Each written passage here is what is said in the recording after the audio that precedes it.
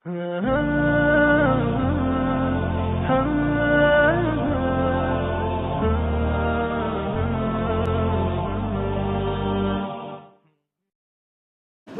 ذمے دو کام ہیں. ایک کام یہ ہے کہ ہمیں اپنے عقائد اور اعمال کو درست رکھنا ہے، عقائد کو درست رکھنا ہے، اعمال کو سنت کے مطابق بنانا ہے. دوسرا کام یہ ہے کہ ہمیں عوام اور دیگر افراد جو ہیں ان کو صحیح عقائد پر لانا ہے، صحیح اعمال سنت کے مطابق اعمال پر لانا ہے، اور پھر ان کے اعمال و عقائد کو بچانا ہے. یہ دو کام ہمارے ذمے. نمبر ایک اپنے عقائد و اعمال کو درست کرنا، نمبر دو دوسروں کو درست عقائد و اعمال پر لا کر کے ان کے عقائد و اعمال کو بچانا. یہ دو کام ہمارے ذمے ہیں. ہم خود صحیح عقائد بنا لیں، اعمال کو سنت کے مطابق بنا لیں، پھر دوسرے حضرات تک لے جائیں اور ان کو صحیح عقائد پر لائیں اور سنت کے مطابق اعمال پر لائیں، اور پھر ان پر جب کوئی ڈاکہ زنی کرنا چاہے گا ہم اس کا تحفظ کریں، اس کا دفاع کریں. ہم کو امت کو لانا بھی ہے اور ان کے عقائد اور اعمال کو بچانا بھی ہے. امت صحیح عقائد و اعمال پر آتی ہے فضائل سے، اور امت کے عقائد و اعمال بچتے ہیں دلائل سے. تو ہمیں فضائل والا کام بھی کرنا ہے اور ہمیں دلائل والا کام بھی کرنا ہے. فضائل والا کام بھی کرنا ہے اور دلائل والا کام بھی کرنا ہے. جس کو ہمیں پتہ ہے اس کے بارے میں کہ اس کو ہم فضائل اس کے سامنے رکھ کر کے اس کو صحیح اعمال و عقائد پر لا سکتے ہیں، اس کے سامنے فضائل رکھیں. اور جس کے عقائد و اعمال پر کوئی ڈاکہ ڈالنا چاہے، کوئی عقیدے کا ڈاکو، کوئی اعمال کا چور آئے اور ڈاکہ ڈالنا چاہے، تو اس کے سامنے پھر ہم ان کے عقائد و اعمال کو بچائیں گے. وہ ہم بچائیں گے اس کے سامنے صحیح دلائل اور مضبوط دلائل کو بیان کر کے.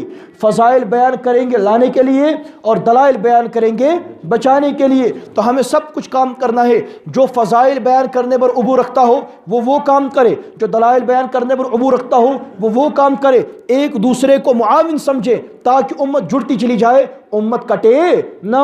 ہمیں تو امت کو جوڑنا ہے کہ توڑنا ہے؟ ارے بتائیے، امت کو جوڑنا ہے توڑنا ہے؟ امت کو جوڑنا ہے نا. تو ہم صاف کہتے ہیں کہ جو بھائی فضائل والی محنت کرتے ہیں ہم آپ کی فضائل والی محنت کو قبول کرتے ہیں، آپ ہمارے دلائل والی محنت کو قبول کر لیں. ایسا تو نہیں ہوگا کہ ہم آپ کے فضائل والی دعوت کو قبول کریں اور آپ ہمیں کہیں کہ آپ کی دلائل والی محنت غلط ہے. پھر کیسے ہوگا اتحاد؟ ہم آپ کی دعوت قبول کرتے ہیں، آپ ہماری دعوت قبول کر لو. ہم آپ کی محنت کو سراہتے ہیں، آپ ہماری محنت کو سراہو. آپ پر اعتراض ہوتا ہے ہم جواب دیتے ہیں.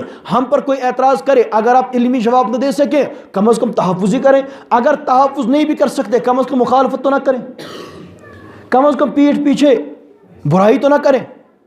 بات سمجھ آئی؟ اگر آپ ہماری معاونت نہ کر سکتے ہیں نہیں کریں، ہمیں کوئی ضرورت نہیں. الحمدللہ الحمدللہ الحمدللہ ہم عقائد اہل سنت والجماعت اور امام ابو حنیفہ رحمۃ اللہ تعالیٰ علیہ کی دفاع کے لیے اللہ کے فضل و کرم سے کافی و وافی.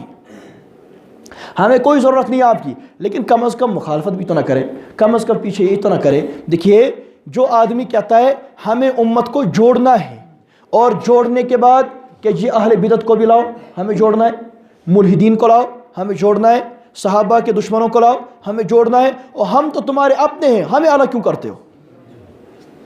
ہم تو اپنے ہیں تمہارے، ہمارے ساتھ جوڑو. اور جب جوڑنے کی بات کرنی ہمیں جوڑو.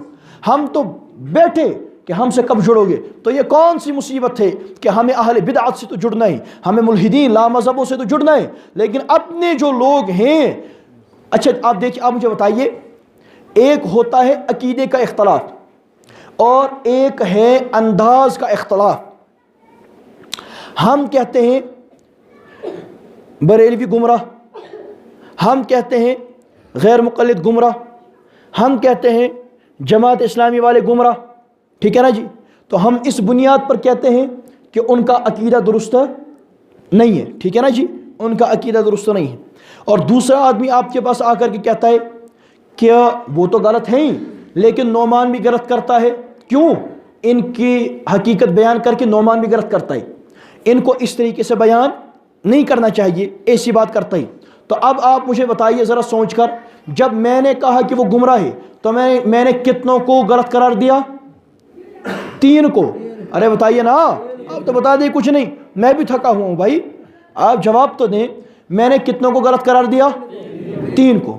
اور جب ایک آدمی آیا وہ ان 3 کو غلط سمجھتا ہے، لیکن وہ ہمیں کہتا ہے آپ اس انداز سے بیان نہ کریں. اب اس نے کتنوں کو غلط قرار دیا؟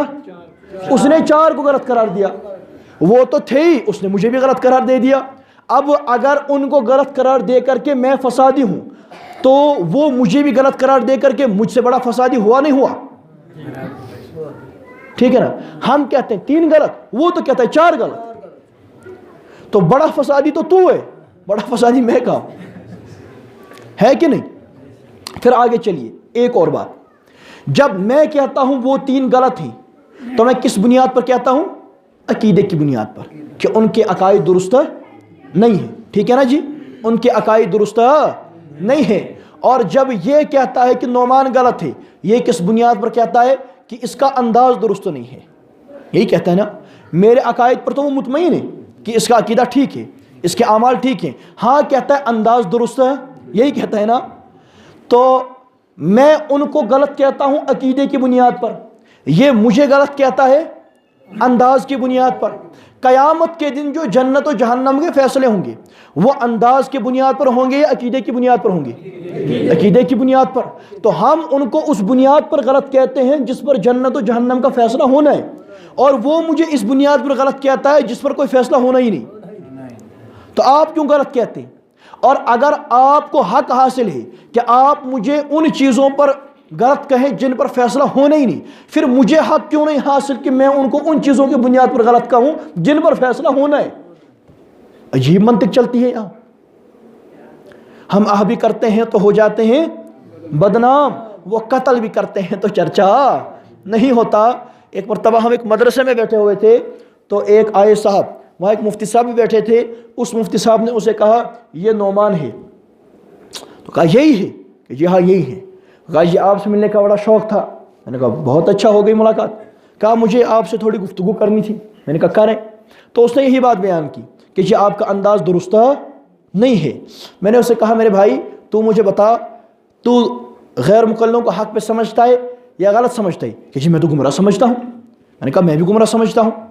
اب میں کہتا ہوں غیر مقلد گمراہ ہے اور تو کہتا ہے نعمان بھی غلط تھی. میں نے ایک کو کہا, وہاں بات ان کی چلتی تھی, میں نے کہا میں نے یہاں ایک کو کہا, تو 2 کو کہہ رہا ہے, تو اب میں غلط ہوں تو غلط ہے. تو وہ خاموش ہو گیا.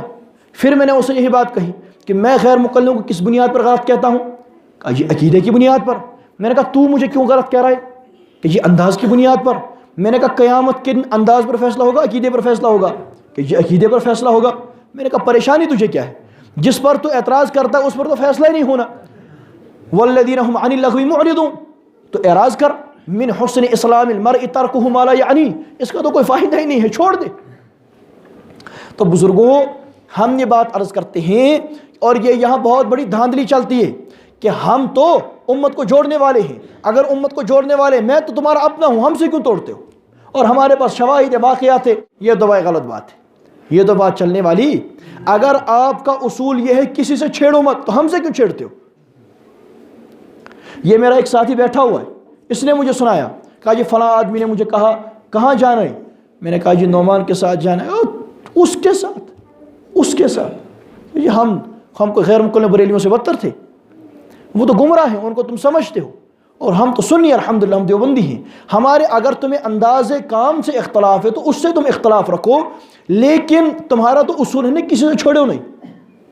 ہمارے پاکستان میں ہے مولانا محمد الیاس گھمن دامت برکاتہم العالیہ, اللہ پاک ان کو سلامت رکھے.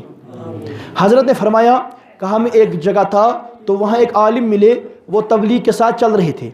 تو انہوں نے ہمیں کہا مولانا میں آپ سے گفتگو کرنا چاہتا ہوں. تو مولانا فرماتے ہیں میں نے ان سے کہا کہ گفتگو اصول پر ہوگی یا بغیر اصول ہوگی؟ اس نے کہا اصول پر ہوگی. مولانا فرماتے ہیں میں نے کہا آپ کی جماعت کا نام کیا ہے؟ کسی تبلیغی جماعت. کہا میری جماعت کا نام کیا ہے؟ کہا اتحاد اہل سنت والجماعت, عالمی اتحاد اہل سنت والجماعت پاکستان. اس نے کہا کہ حضرت آپ کی جماعت کا اصول ہے. مولانا نے فرمایا آپ کی جماعت کا اصول ہے کہ کسی سے بحث کرنی نہیں, اور میری جماعت کا اصول ہے کہ کسی کو چھوڑنا نہیں. ٹھیک, تو اب آپ اپنے اصول پر رہیں, میں اپنے اصول پر رہتا ہوں, آپ خاموش رہیں, مجھے بولتے نہیں دے. اس نے کہا یہ کیا بات ہوئی؟ کہا یہ تو آپ کا اصول ہے. تو وہ خاموش ہو گیا. کہا یا تو کہو کہ ہم اصول توڑتے ہیں تو گفتگو شروع کرو, تمہارا اصول ہے ہمیں کوئی بات ہی نہیں کرنی تو اب کیوں کرتے ہو؟ تو وہ حضرت خاموش ہو گئے. تو دیکھیے جب ہر کوئی آدمی اپنے اپنے اصول پر رہے گا، جب ہر کوئی آدمی اپنے ضوابط کے اندر رہے گا تو اطمینان کے ساتھ تمام کام چلتے رہے۔ جو آدمی بھی حدود کو پھلانگ کر کے باہر گیا وہ ملیا میٹ ہو جاتا ہے، خود تو ڈوبتا ہی ہے، دوسروں کو بھی ڈوباتا ہے۔ ہم تو ڈوبے ہی تھے، تمہیں بھی ساتھ لے ڈوبیں گے۔ تو دیکھیے جب دین کا کام کرنا ہے وہ اصول و ضوابط کے ساتھ کرنا ہے، اور یہاں جتنی محنتیں چلتی ہیں، اہل حق کرتے ہیں، مدارس ہیں، خانقاہیں ہیں، مناظرین ہیں، اور اسی طریقے سے مجاہدین ہیں، اور تبلیغی جماعت ہے، دیگر محنتیں ہیں، تمام لوگ جب اپنے حدود میں رہ کر کے کام کریں گے تو دین کا کام آگے چلے گا۔ اور جو ایک بھی حدود کو پھلانگتا ہوا باہر آئے گا تو وہ خود بھی خراب ہوگا اور اپنے ساتھ اوروں کو بھی لے ڈوبے گا۔ جب تمام حضرات اپنے حدود میں رہ کر کے اصول و ضوابط میں رہ کر کے کام کریں گے تو انشاءاللہ تمام کام ہوں گے۔ تو تمام حضرات اپنے اصول و ضوابط کا خیال رکھیں، اپنے اصول کا خیال رکھیں۔ جو ہمارے ساتھی تبلیغی جماعت کے ساتھ وابستہ ہیں، تبلیغی جماعت کا اصول ہے کسی سے بحث کرنی نہیں، کسی کے بارے میں کچھ کہنا ہی نہیں، کسی کے بارے میں بات زبان کھولنی نہیں، تو نہ کھولیں، آپ خاموش رہیں، تمام کام ہوتا رہے گا۔ آپ زبان کھولیں گے تو کیسے کام چلے گا؟ اور جب کسی جگہ آپ کا اور کسی اور کا اختلاف ہوگا اس کی وجہ یہ ہوگی کہ آپ نے اپنی جماعت کا اصول توڑ دیا۔ آپ کی جماعت کا اصول یعنی آپ بمانا کہ آپ جس کام میں لگے ہوئے ہیں، ورنہ سب کچھ ہمارا ہے، ہم سب کچھ ایک ہیں، آپ بمانا کہ جس کام کے اندر ہم لگے ہوئے ہیں، کوئی مستقل محنت چل رہی ہے، تو آپ جس مستقل محنت کے اندر چلتے ہیں اس کا اصول تو تھا کہ کسی سے بحث کرنی نہیں، کسی کے بارے میں گفتگو کرنی نہیں۔ اگر آپ نے اصول توڑ دیا، گفتگو کر لی، لڑائی تو ہوگی، فساد تو ہوگا، اختلاف تو ہوگا۔ آپ اصول کو برقرار رکھیں، امن و امان کے ساتھ تمام حضرات چلیں گے۔ آپ فضائل والا کام کرتے رہیں، ہمیں دلائل والا کام کرتے رہنے دیں۔ آپ فضائل بتاتے ہوئے امت کو صحیح عقائد پر، صحیح اعمال پر لیتے چلے آئیں، اور ہمیں دلائل کے ذریعے سے ان کا ایمان بچاتے چلے، یعنی بچانے کی محنت وہ ہم کرتے ہیں، ہمیں کرنے دیا جائے۔ تو دیکھیے آپ فضائل والی محنت کرتے ہیں، یہ بھی دین کا حصہ، ہم دلائل والی محنت کرتے ہیں، یہ بھی دین کا حصہ۔ ہم جڑ کر کے جو محنت کریں گے، آپ ہمارے دلائل کو مانو، ہم آپ کی فضائل والی محنت کو مانتے ہیں، آپ ہماری دلائل والی محنت کو مان جاؤ، امت جڑ جائے گی، امت ٹوٹے گی۔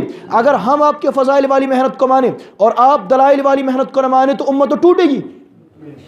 حضرت امام التبلیغ مولانا محمد یوسف رحمۃ اللہ تعالی علیہ وہ جب اسی کام کے سلسلے میں حضرت مولانا احمد علی لاہوری رحمۃ اللہ تعالی علیہ سے ملے تھے اور اپنی کام کی نوعیت وغیرہ بتائی تھی، تو اس وقت امام الاولیاء مولانا احمد علی لاہوری رحمۃ اللہ علیہ نے بیان کیا تھا، کہا تھا مولانا جس دن، جملہ یاد رکھیے گا، مولانا احمد علی لاہوری امام الاولیاء انہوں نے فرمایا مولانا یوسف رحمۃ اللہ علیہ سے، کہا مولانا جس دن آپ کو اپنی جماعت یا اپنے اس کام کے بقا کے لیے اور دیگر دینی شعبوں کا فنا ہونا ضروری معلوم ہوگا، جس دن اپنی نہج، اپنی جماعت کی بقا کے لیے دیگر دینی شعبوں کے فنا ہونے کو آپ ضروری سمجھیں گے، وہ دن گمراہی کی طرف تمہارا